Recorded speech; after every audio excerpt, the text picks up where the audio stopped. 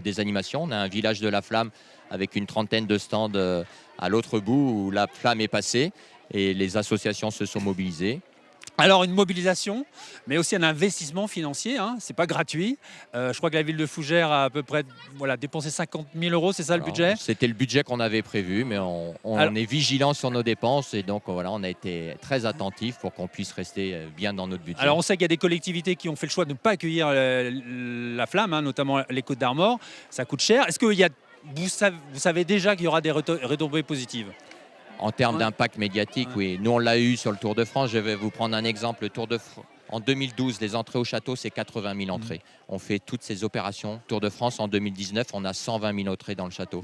Donc voilà, la communication, c'est vrai que le sport peut être un vecteur de communication qui est important et on sait s'en servir. Alors la flamme vient justement de rentrer, on voit ça en direct, hein, dans l'enceinte du château. C'est aussi une manière de remercier aussi tous ceux qui s'impliquent tout au long de l'année dans la vie sportive. Et on sait que Fougères est une ville très sportive, hein. Oui, nous avons le label Ville active et sportive avec 4 lauriers, le plus haut niveau. On était la première ville de Bretagne à l'avoir en 2019. Et donc c'est vrai que Tony Estanguet, c'était son message. Je veux faire ce label Terre de Jeux pour remercier les collectivités. Vous êtes le premier financeur du sport en France. Et je veux que ça ne soit pas juste les Jeux Olympiques de Paris.